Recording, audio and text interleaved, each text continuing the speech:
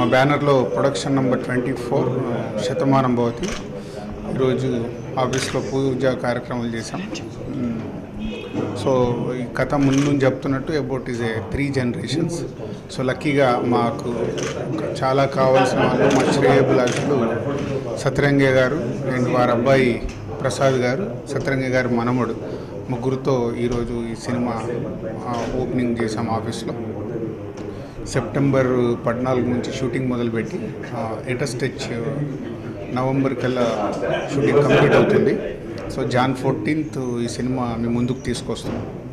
So టైటిల్లోనే మీకు అనిపిస్తుందంటే ఒక పాజిటివ్ వైబ్రేషన్ శతమానం భవతి అనేది మనం ప్రతి ఒక్క అకేషన్లో ఏదైతే మనకు బ్లెస్సింగ్స్ వస్తాయో సో దాన్నే సినిమా కథలో అంతర్లీనంగా ఉంటుంది.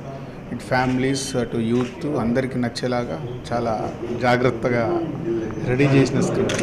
అంటే చాలా టైం తీసుకొని ఒక పాయింట్ దగ్గర నుంచి నచ్చే వరకు అందరికీ ఈ సినిమాలో పనిచేసే ప్రతి ఒక్కరికి నచ్చేలాగా తయారు చేయడానికి మాకు ఇంత టైం పట్టింది. సో ఎస్పెషలీ పండగ స్పెషల్ ఈ ఫిలిం. సో ఈ పండగకి, సంక్రాంతి పండగకి మా శతమానం భవతితో మిమ్మల్ని కలుస్తాం. అండ్ డైరెక్టర్ సతీష్ వేగ్నేష్, హరీష్ శంకర్ దగ్గర తన రైటర్గా ఉన్నప్పుడు మా బ్యానర్కి హరీష్తో పాటు వచ్చి ఈ పాయింట్ చెప్పిన నుంచి ఇది కథ డెవలప్ చేస్తూ వచ్చాం. సో చాలా ఓపికగా అంటే ఒక మంచి సినిమా తీయడానికి ఎంత టైం అయినా వెయిట్ చేద్దాం అనే దాని మీదే సతీష్ కూడా వర్క్ చేశాడు. సో రేపు సతీష్ రిజల్ట్ చూపించడమే లేట్ ఉంది.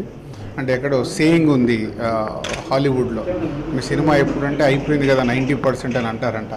అంటే షూటింగ్ మొదలు కావాలంటే స్క్రిప్ట్ రెడీ అవుతూ షూటింగ్ చేయడం పెద్ద కష్టం కాదని ఈజ్ ఏ సేయింగ్. సో ఈ శతమానం భవతి విషయంలో అది జరుగుతుందని ఆశిస్తున్నాను. అండ్ యాక్చువల్ శర్వానంద్ హీరోగా తను కావాలనుకున్నప్పుడు తేజ గారికి నా కార్లో కూర్చొని తీసుకెళ్ళి ఇంట్రడ్యూస్ చేశాను. సో 10 years తర్వాత 12 years తర్వాత శర్వ ఒక మంచి సినిమాతో బ్యానర్లో చేసేది రాసిపెట్టుందేమో. సో ఈ శతమానం భవతి వరకు వెయిట్ చేసి ఈ శతమానం భవతికి కుదిరింది.